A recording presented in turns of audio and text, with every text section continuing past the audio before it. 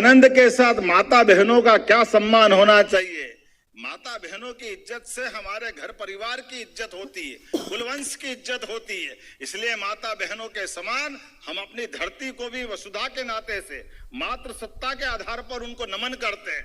मुझे इस बात की प्रसन्नता है, पहले जहां जहां हमारी सरकार, हमारे दल की सरकार रही, 50% आरक्षण देने का काम भारतीय जनता पार्टी की सरकार ने किया। जोरदार अभिनंदन करें। इस भाव के आधार पर माता बहनों का सम्मान करते हुए हम उस दिशा में भी आगे बढ़ रहे हैं। लेकिन स्थापना दिवस के इस कार्यक्रम में गांव चलो बस्ती चलो अभियान का जब कार्यक्रम हम कर रहे हैं तो मुझे इस बात का भी संतोष है, इसी महीने विक्रम संवत 2083 के दरमियान इसी महीने भारत की सरकार के माध्यम से एक नया इतिहास रचा जाएगा।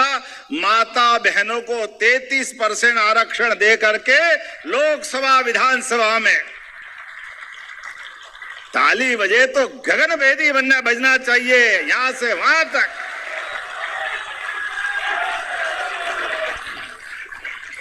कितना बड़ा निर्णय है।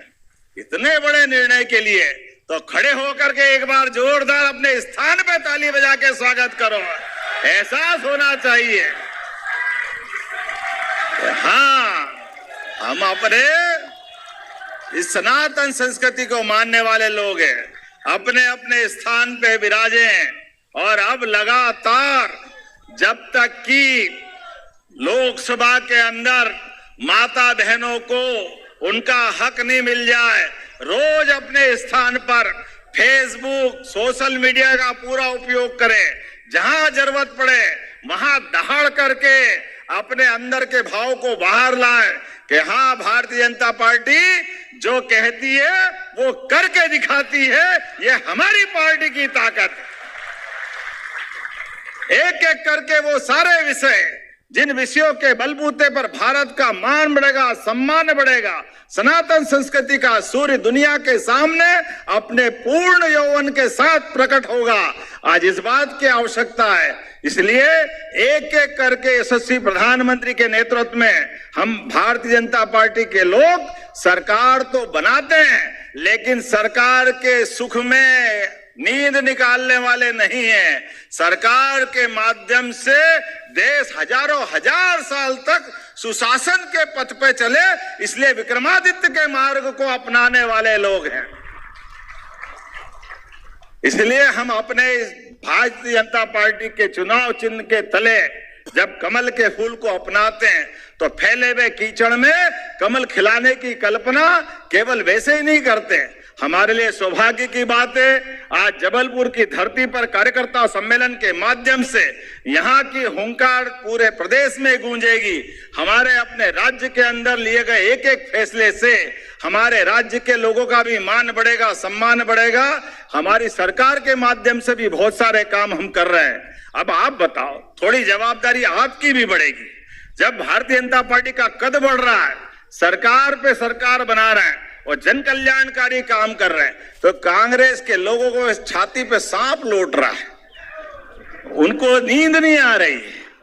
उनके सारे बीते जितने काले कारनामे वो आपको उनको सबको याद दिलाने की जरूरत है। इनको कांच बताने की जरूरत है। आज कैसी बेशर्मी से बोलते हैं, अरे गेहूं की तुलाई नहीं कर रहे हो। अरे भाई, तुमको तो बोलने का अधिकार नहीं। तुमने किसानों के साथ जितना अन्याय किया है, कांग्रेसी तुम्हारी 2 पीढ़ी भी माफी मांगे तो भी कम है। तुम्हारे इतने पाप है किसानों के लिए। कांग्रेस के शासनकाल में खेती में सिंचाई करने जब जाते थे तो बिजली है और तार पकड़ लो, करंट ही लगता था। ये कांग्रेस का जमाने का हाल था। ये कांग्रेस के शासनकाल की बात थी। अगर जबलपुर से भोपाल जाना है तो 10-10 घंटे में नहीं पहुंचते थे। आज 2.5 घंटे में भोपाल पहुंच रहे हैं। ये हमारी सरकार का काम करने का तरीका है। कांग्रेस के शासनकाल में सिंचाई के लिए पानी नहीं मिलता था, फिर खेत में बिजली नहीं मिलती थी, बीज के ठिकाने नहीं थे। ये समय तो लोग डीजल के लिए लाइन लगा के टंकी, उनके समय के सारे स्टार्टर, इन्वर्टर, बैटरी से लगाकर डीजल तक कुछ मिलता ही नहीं था। कांग्रेस के लिए वो सारे पाप याद दिलाना। कांग्रेस के शासनकाल में 55 साल तक कांग्रेस की सरकार रही, लेकिन वो जो गेहूं 1900, आजकल तो चैट जीपीटी का जमाना, गूगल का जमाना, खोल के देख लेना, जो 80, 90, 100 रुपए में 1956 में गेहूं 1 कुंटल मिलता था, 1956 से लगा 2002-3 तक कांग्रेस की लगभग 55 साल सरकार रही, 1.5-2 साल हमारी छोड़ दो, तो उसमें गेहूं केवल 450-500 रुपए कुंटल था।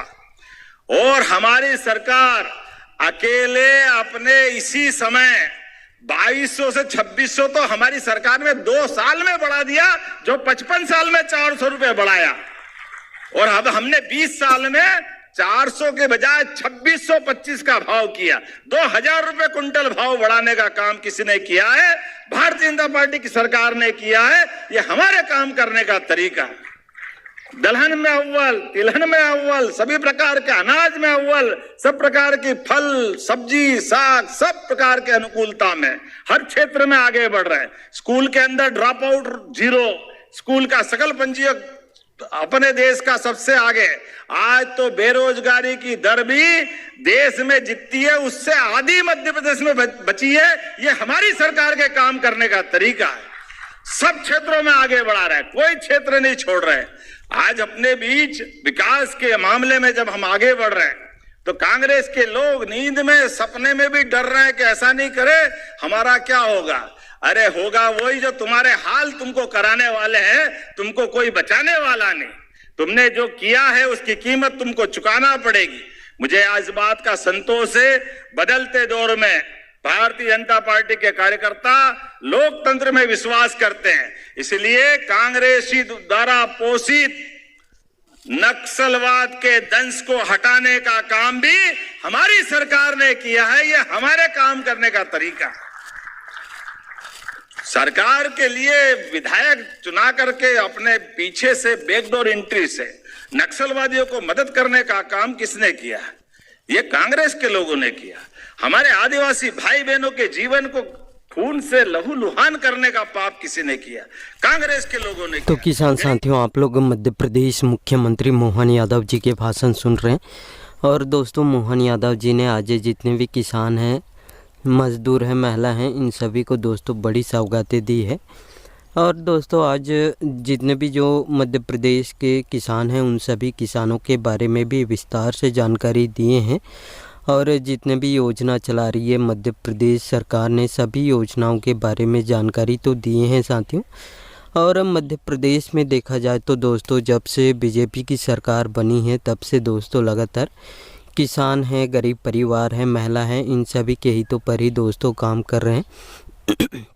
वही दोस्तों, मध्य प्रदेश के किसानों की बात करें तो किसानों को सिंचाई की भी पूरी व्यवस्था करा रहे हैं। सोलर पंप देने का काम कर रहे हैं, डीजल पंप दिए जा रहे हैं।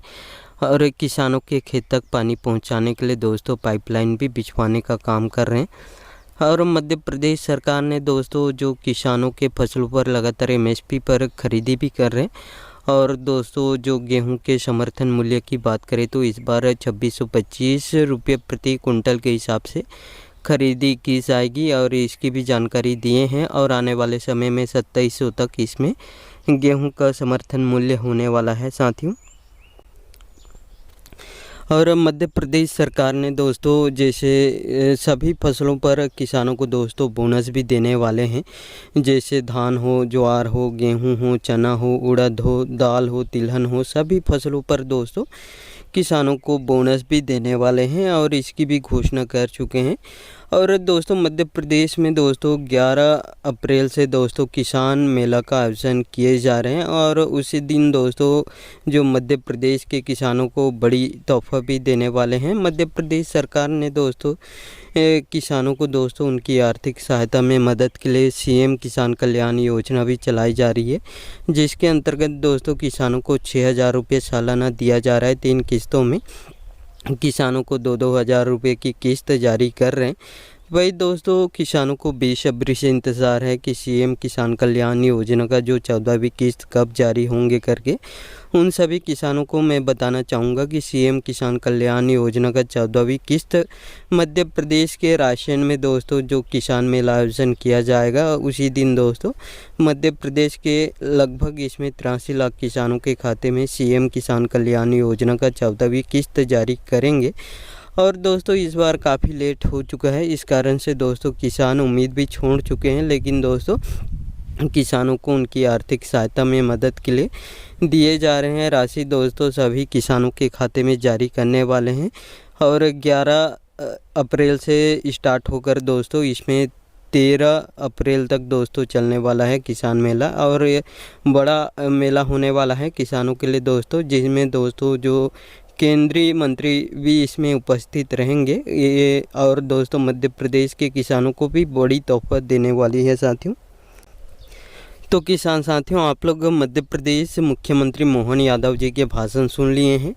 और साथ में महिलाओं की बात करें तो महिलाओं को भी दोस्तों हर महीने 1500 रुपये देने का काम कर रहे हैं लाडली बहन योजना के अंतर्गत। अभी तक इसमें 36 किस्त जारी कर चुके हैं। और दोस्तों मध्य प्रदेश मुख्यमंत्री मोहन यादव जी ने लगातार इसका भी राशि बढ़ाने वाले हैं। और दोस्तों आने वाले समय में दोस्तों 3000 हर महीने महिलाओं को देने वाले हैं और इसकी भी घोषणा कर चुके हैं। और दोस्तों मध्य प्रदेश के जितने भी जो गरीब परिवार हैं उन सभी गरीब परिवारों को पीएम आवास योजना का भी लाभ देने का काम कर रहे हैं।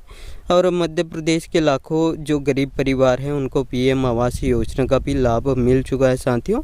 और आने वाले समय में जितने भी बचे हुए गरीब परिवार हैं उन सभी गरीब परिवारों को भी पीएम आवास योजना का लाभ देने वाले हैं। और दोस्तों आप लोग मध्य प्रदेश मुख्यमंत्री मोहन यादव जी